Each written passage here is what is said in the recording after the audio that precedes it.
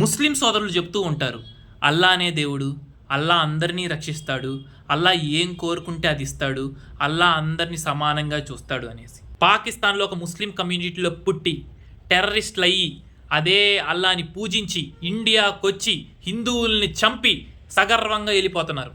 అప్పుడు ఏమయ్యాడు మీ అల్లా? ఒకవేళ అల్లానే ఉంటే ఇలాంటి నీచమైన పరిస్థితుల్ని ఆపడా? అల్లానే దేవుడు కదా, అల్లానే ప్రపంచం కదా, అల్లా ఎంకరేజ్ చేస్తున్నాడా ఇలాంటివి? ఒకవేళ అల్లానే ఉంటే ఇలాంటివి ఆపాలి కదా. వాళ్ళు ఏం చేశారు? ఆ అమాయకులు ఏం చేశారు?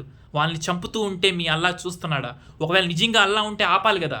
అమాయకమైన ప్రజల్ని చంపేసే ముందు నమాజ్ చేసుకొని అల్లా అనే దేవుణ్ణి మొక్కి ఇండియాకొచ్చి వాళ్ళని చంపేసి చచ్చిపోయిన వ్యక్తుల్ని చూసి ఆనందపడుతూ అల్లాహో అక్బర్ అన్నప్పుడు మీ అల్లా ఏమైపోయాడు?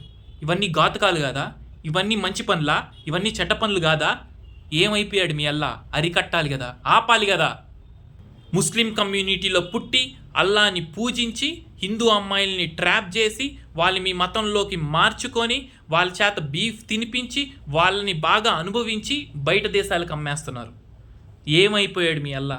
ప్రపంచం మొత్తానికి అల్లానే దేవుడు అనే భావించే ప్రతి ఒక్కరికి ఇలాంటి దారుణాలు చూస్తూ అల్లా ఏం చేస్తున్నాడు? అల్లా ఆపాలి కదా, అల్లా అరికట్టాలి కదా.